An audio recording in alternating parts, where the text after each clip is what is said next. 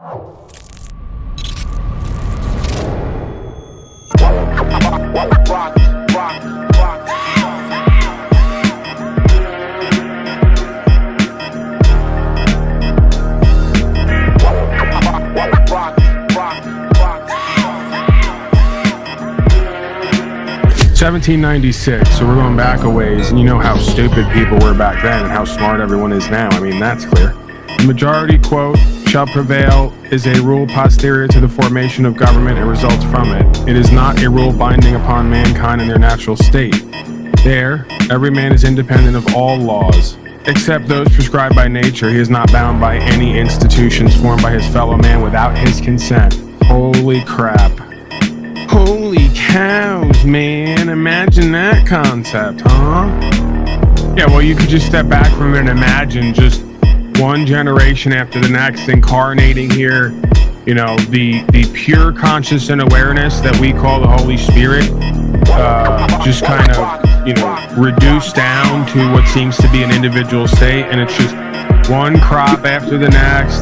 They come here, they focus on all the crap and the ways of the world, you know, they're a part of all the things that the system wants them to be a part of, and they just stay away from all that other stuff the system tells them not to be a part of, including upholding rights, freedom, principles, spiritual faith, and being a whacked out sovereign citizen, right? It just happens to work perfectly, but not so much anymore, because folks like myself are talking common sense from a common core energetic position that kind of is somewhat relatable to all people at this time, more and more as we experience as well.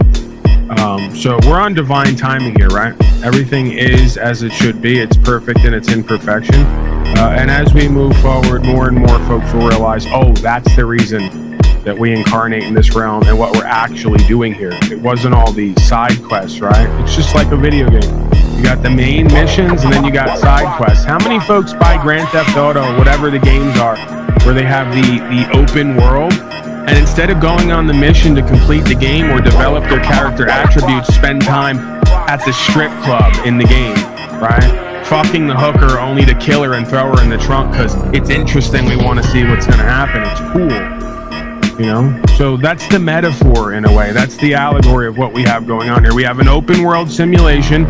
There's main missions that are programmed into the game, and then there's side quests and fuck off time.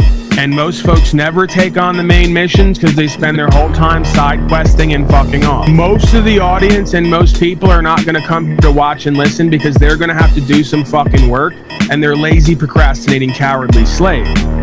That's most of the audience of the United States corporation, if you haven't noticed. So they're always going to water seeks its own level, right? So that's one way of putting it forth that we would buy into and would make sense. In a way, what you would have to say is, I'm too good, or I'm too real. I'm too focused on what's important and what's meant to happen, that most don't want to focus on or activate for, right?